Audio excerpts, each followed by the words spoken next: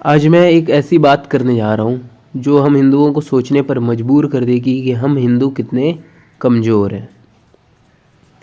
सभी हिंदुओं को मेरा राम राम। हिंदू एकता संघ के चैनल में आपका स्वागत है। देश में पिछले कुछ दिनों से एक अलग प्रकार का एजेंडा अपने पैर जमा रहा है। कभी कांग्रेस का राहुल गांधी कहता है कि वो हिंदू है परंतु हिंदुत्ववादी नहीं, जिससे पूरे देश में हिंदू और हिंदुत्व पर काफ़ी बहस छिड़ जाती है। कोई हिंदुत्व को आतंकवाद से जोड़ता है तो कोई अभद्र टिप्पणियां करता है। ऐसे ना जाने कितने अभद्र भाषाओं का प्रयोग किया गया, हिंदुत्व को बदनाम किया गया, परंतु हम हिंदुओं ने इसके विरोध में कुछ किया क्या?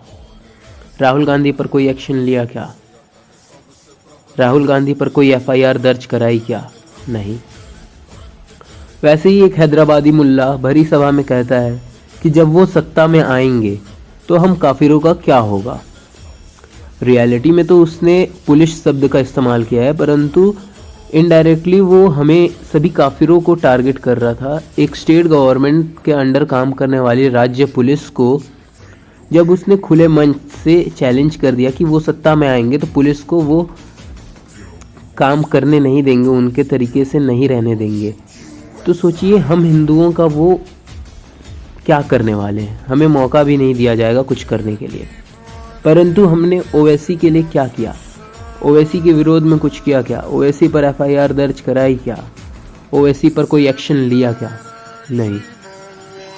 प्रतिदिन ऐसे सैकड़ों हिंदू विरोधी कार्य इस देश में अपनी गति से कार्य कर रहे हैं जो हिंदुओं को समाप्त कर देगा, और हम सब आंख मूंद कर बस राजनीति के भरोसे बैठे हुए हैं। नरेंद्र मोदी, योगी आदित्यनाथ के भरोसे हम बैठे हुए हैं आराम से। अब मैं वीडियो के मुख्य मुद्दे पर आता हूं।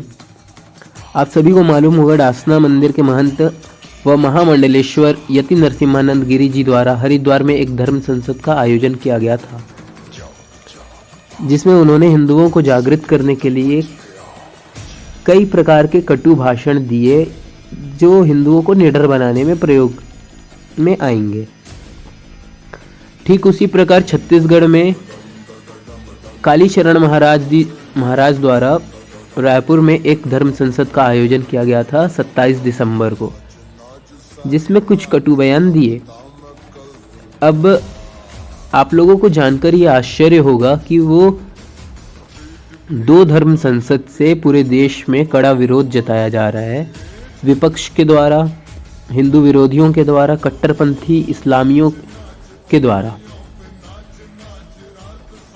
आपको आश्चर्य होगा कि जितेंद्र नारायण त्यागी, यति नरसिम्हानंद स्वामी जी, कालीचरण महाराज, सभी पर दर्जनों एफआईआर दर्ज कराई जा रही है। हर राज्य में इनके ऊपर केस दर्ज कराया जा रहा है। और कालीचरण महाराज जी को छत्तीसगढ़ पुलिस ने प्रोटोकॉल को तोड़ते हुए मध्य प्रदेश के खजुराहो से अरेस्ट कर लिया कल रात को। वह संत धर्म के लिए, आपके बच्चों के लिए, अस्तित्व के लिए एवं बेटियों के सम्मान के लिए संघर्ष कर रहे हैं। यदि यही स्थिति रही तो हिंदुओं के हक में कौन बोलेगा? अब मुझे एक बात समझ नहीं आती, यति महाराज, कालीचरण महाराज या जितने भी धर्म गुरु हैं या फिर जो धर्म के लिए कार्य कर रहे हैं, क्या उन्हें पैसे दिए जाएंगे?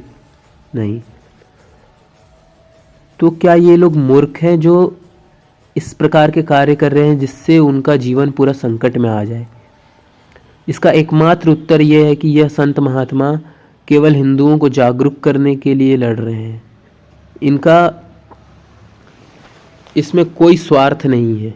ये अपने लिए नहीं लड़ रहे हैं, ये हमारे प्यारे सनातन धर्म को बचाने के लिए लड़ रहे हैं। पूरे देश से लड़ रहे हैं, हर धर्म विरोधियों से लड़ रहे हैं, जिसमें हमें इनका साथ देना ही होगा। हमें इनकी बात सुननी होगी, और जब इन पर आपदा आए तो एकजुट होकर इनका समर्थन करना होगा। हमें अपनी ताकत दिखानी होगी। हिंदुओं, मेरे भाइयों, समझो इस बात को। इनका मनोबल बनाए रखना है हमें। हमारा देश व सनातन धर्म की रक्षा के लिए कोई अड़चन ना आए, यह हमारा कर्तव्य है। हमें इसका विशेष ध्यान रखना होगा कि ऐसे महात्माओं को हम बचा कर रखें।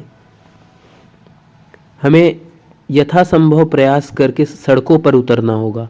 सभी हिंदू विरोधी कार्यों को देशव्यापी विरोध करना होगा। मैं मानता हूँ ये एक बहुत कठिन कार्य है, परंतु हमें प्रयास करने में कोई हानि नहीं जाती। हम प्रतिदिन हजारों की संख्या में कम हो रहे हैं।